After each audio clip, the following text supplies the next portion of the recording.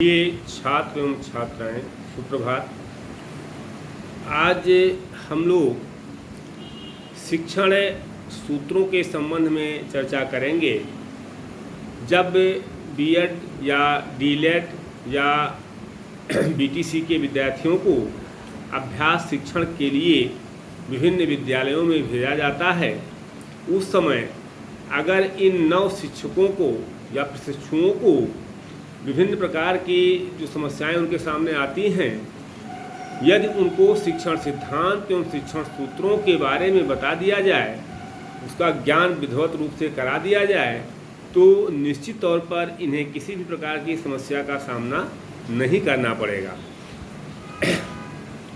जिस प्रकार शिक्षण सिद्धांत अध्यापकों के लिए बड़े उपयोगी माने जाते हैं, उनको अपने शिक्षण को प्रभावी बनाने के लिए उपयोगी माने जाते हैं, ठीक उसी प्रकार शिक्षण सूत्र भी अध्यापक के लिए उपयोगी हैं। हालांकि इनका उपयोग प्राचीन काल से ही होता आ रहा है, फिर भी वर्तमान युग में अगर हम बात करें तो इस क्षेत्र में काफ़ी कार्य हुए हैं और इनकी उपयोगिता बढ़ी है। शिक्षण कला में दक्षता प्राप्त करने के लिए विषय वस्तु के विस्तृत ज्ञान के साथ साथ अगर हम देखें तो शिक्षण सिद्धांतों का ज्ञान होना आवश्यक है। अगर विषय वस्तु का ही केवल ज्ञान है और शिक्षण सिद्धांतों का ज्ञान नहीं है, तो अध्यापक का शिक्षण प्रभावी नहीं हो सकता है। शिक्षण सिद्धांतों के समुचित उपयोग के लिए मनोवैज्ञानिकों एवं शिक्षा शास्त्रियों ने शिक्षण सिद्धांतों का जो प्रतिपादन किया है और जो शिक्षण सूत्रों का प्रतिपादन किया है, उनमें कामेनियस है, हर्बर्ट है, स्पेंसर हैं तथा रूसो का नाम बहुत ही प्रमुखता से लिया जाता है, महत्वपूर्ण रूप से लिया जाता है। इनके द्वारा जो प्रतिपादित नियमों को ही बाद में शिक्षण सूत्र का नाम दे दिया गया और इस संबंध में टी रेमंड कहते हैं कि शिक्षण सूत्र पथ प्रदर्शन करते हैं जिसमें सिद्धांत से व्यवहार में सहायता के लिए अपेक्षा की जाती है। अब एक उत्सुकता विद्यार्थियों की ये होगी कि शिक्षण सूत्र और शिक्षण सिद्धांत में अंतर क्या है, क्या यह दोनों एक ही हैं या दोनों में अंतर है। स्वाभाविक है जानना, शिक्षण सूत्र एवं शिक्षण सिद्धांतों में समानता तो केवल इतनी है कि ये दोनों शिक्षण को प्रभावशाली बनाने के लिए काम में लिए जाते हैं, यानी इन दोनों के प्रयोग से शिक्षण प्रभावी बनाता है अध्यापक। बाकी अगर देखें तो ये दोनों एक दूसरे के विरोधी हैं, माने ये आपस में एक दूसरे के विरोधी हैं, लेकिन शिक्षण के दौरान अध्यापक इन दोनों का प्रयोग करता है और इन दोनों के प्रयोग से अपने अध्यापन को, अपने शिक्षण को प्रभावी बनाता है। अपने विद्यार्थियों के मानस पटल पर जो कुछ भी उसको अंकित करना होता है वो अंकित कर ले जाता है। तो ये शिक्षण सिद्धांतों का प्रयोग सभी परिस्थितियों में किया जाता है, जबकि शिक्षण सूत्रों का प्रयोग विशेष परिस्थितियों में ही किया जाता है। अर्थात ये विषय वस्तु की प्रकृति पर निर्भर करता है कि शिक्षण सूत्रों का प्रयोग किया जाए या ना किया जाए। शिक्षण सिद्धांत एक दूसरे पर आश्रित हैं अथवा पूरक हैं, जबकि शिक्षण सूत्र एक दूसरे के विरोधी हैं। यानी जितने भी शिक्षण सिद्धांत हैं वे एक दूसरे से जुड़े हुए हैं, एक सिद्धांत दूसरे सिद्धांत को प्रभावी बनाने में प्रयोग किए जाते हैं, लेकिन शिक्षण सूत्र एक दूसरे से अलग हैं। जैसे मान लीजिए सरल से जटिल की ओर ये शिक्षण सूत्र है, तो अज्ञात से अज्ञात की ओर शिक्षण सूत्र है, तो ये दोनों आपस में जुड़े नहीं हैं, ये अलग अलग हैं, अलग अलग विषयों में प्रयोग किए जाते हैं। तो कहने का आशय यहाँ ये है कि विषय वस्तु की प्रकृति पर ये निर्भर करता है कि शिक्षण सूत्रों का प्रयोग कैसे किया जाए। इस तरह से शिक्षण सूत्र एक दूसरे के विरोधी माने जाते हैं। इनके भेद को निम्न प्रकार से हम अगर स्पष्ट करें तो जैसे कहते हैं, क्रियाशीलता का सिद्धांत सभी विषयों में उपयोगी है कि बालक को क्रियाशील बनाया जाए शिक्षण के दौरान। वो चाहे इतिहास शिक्षण कर रहे हो, भूगोल शिक्षण कर रहे हो, विज्ञान शिक्षण कर रहे हैं, गणित शिक्षण कर रहे हैं, किसी भी विषय का शिक्षण अगर आप कर रहे हैं तो बालक को क्रियाशील होना चाहिए। क्रियाशीलता का सिद्धांत हो गया। लेकिन विश्लेषण से संश्लेषण, मान लीजिए ये शिक्षण सूत्र है, तो विश्लेषण से संश्लेषण केवल गणित एवं व्याकरण के लिए उपयुक्त है, तो और विषयों में उपयोगी नहीं है। तो जैसा कि मैंने आपको बताया कि शिक्षण सिद्धांतों का प्रयोग हमेशा किया जाता है, लेकिन शिक्षण सूत्रों का प्रयोग विशेष परिस्थिति में किया जाता है। इस तरह से शिक्षण सिद्धांत और शिक्षण सूत्रों में अंतर है।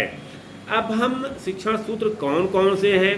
जो पहला शिक्षण सूत्र है वो है सरल से जटिल की ओर, अर्थात विद्यार्थियों में नवीन विषय वस्तु के ज्ञान के प्रति अगर रुचि उत्पन्न करना है तो रुचि में नवीन वस्तु के प्रति ज्ञान या रुचि उत्पन्न करके आत्मविश्वास विकसित करना सफलता का महत्वपूर्ण सूत्र माना जाता है। इसका तात्पर्य ये है कि अर्जित ज्ञान के आधार पर नवीन ज्ञान देने से, यानी सरल से जटिल की ओर, पहले सरल चीज़ें विद्यार्थियों को बताई जाएं, पहले जिसको वो आत्मसात कर सके, उसके बाद कठिन चीज़ों को बताया जाए तो विद्यार्थी बेहतर ढंग से सीखता है। इस प्रयोजन में सबसे पहले कोई चीज़ ज्ञात है, पहले हम उसको बताते हैं, वो जो जान रहा है या उसको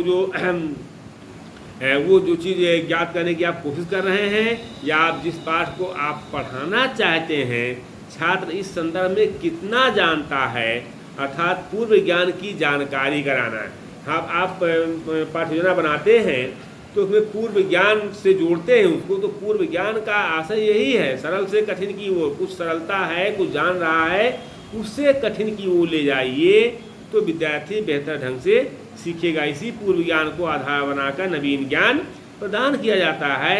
इससे छात्र नवीन ज्ञान को अपने पूर्व ज्ञान से तारतम्यता बिठा लेता है, यानी पूर्व ज्ञान से नवीन ज्ञान को जोड़ लेता है तथा विषय वस्तु को आसानी से आत्मसात कर लेता है। इस प्रकार ये कहा जा सकता है कि जैसे जैसे विद्यार्थी का मानसिक विकास होता जाता है वैसे वैसे पाठ का विषय वस्तु जटिल होना चाहिए।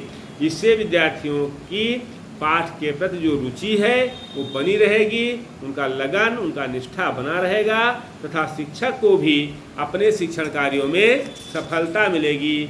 तो इस तरह से सरल से कठिन की वो जो शिक्षण सूत्र है वो बहुत उपयोगी माना जाता है और विद्यार्थियों को सीखने में प्रभावी माना जाता है। अब दूसरा जो है ज्ञात से अज्ञात की ओर, ज्ञात से अज्ञात का आशय यहाँ ये है कि पहले हम बालक को जो चीज़ें ज्ञात हैं उसका ज्ञान कराएंगे और फिर अज्ञात चीज़ें, यानी बालक के किसी भी माध्यम से कुछ सीख लिया है अगर तो वो सीखना ही उसका ज्ञात है, उसी को आधार बनाकर अज्ञात को सीखने की कोशिश करता है छात्र। B.D. भाटिया साहब कहते हैं कि यदि बालक कोई चीज़ बात जानता है तो उसी सहारे नई बात बतानी चाहिए या इसके सहारे कुछ भी वह सीखेगा वह उसके नवीन ज्ञान का एक अंग बन जाएगा। इस संबंध में रायबर्न एवं फोर्ज कहते हैं कि प्रत्येक पाठ का अगर शुभारंभ देखा जाए तो वह बिंदु होना चाहिए जिसे बालक पहले से सीख चुका है, वहाँ से करके और फिर आगे बढ़ाइए। जैसे हम ग्राम पंचायत की चुनाव प्रक्रिया तथा लोकसभा की चुनाव प्रक्रिया का ज्ञान कराया जाना है तो पहले हम ग्राम पंचायत बता देते हैं, फिर लोकसभा का बताते हैं, तो इससे बालक दोनों में तारतम्यता बैठा लेता है और वो बेहतर ढंग से सीख जाता है। अगर आपको बालक को लोकसभा के बारे में बताना तो पहले ग्राम पंचायत बता दीजिए, फिर लोकसभा बताइए, विधानसभा बताइए, जिला पंचायत बताइए, तो धीरे धीरे वो सीखेगा। तो इस तरह से ज्ञात से अज्ञात की ओर ये दूसरा शिक्षण सूत्र है। अब कल हम अगले शिक्षण सूत्र पर चर्चा करेंगे।